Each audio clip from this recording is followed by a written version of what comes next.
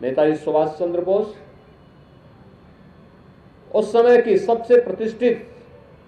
Civil services की सेवा में चयन होने के बावजूद उन्हें विदेशी हुकूमत के अधीन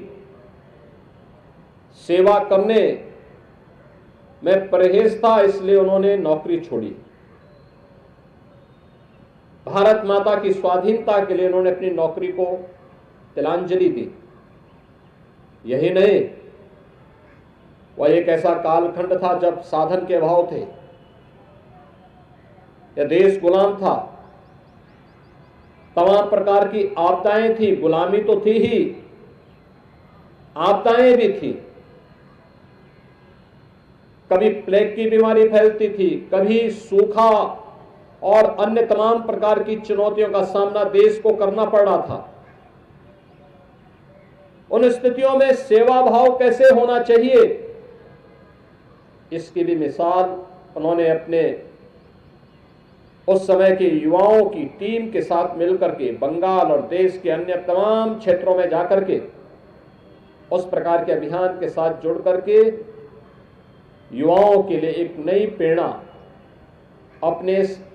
संवेदना के माध्यम से भरने का कार्य किया। और जब विदेशी हुकूमत से देश को स्वाधीनता कराने की बात आई तो उस पूरे आंदोलन में बढ़ चढ़ करके भाग लेकर के कौन व्यक्ति साथ है कौन नहीं है इसकी चिंता किए बगैर उन्होंने इस पूरे आंदोलन को नेतृत्व प्रदान किया। आज यही कारण है कि देश जब भी युवा पखवाड़ा मनाने की बात करता है तो स्वामी विवेकानंद की पावन जयंती से लेकर के नेताजी सुभाष चंद्र बोस की पावन जयंती तक इस पूरे कार्यक्रम के साथ जुड़ करके युवाओं को एक नई प्रेरणा इससे प्राप्त हो, वे राष्ट्र धर्म के लिए अपने आप को समर्पित भाव के साथ जो चुनौतियां हमारे सामने हैं, जाति की, मत और मजहब की, क्षेत्र और भाषा की, इससे ऊपर उठ करके हर नागरिक का एक ही धर्म होना चाहिए, वह राष्ट्र धर्म है। और राष्ट्र धर्म के प्रति पूरे समर्पण भाव के साथ कार्य करने की प्रेरणा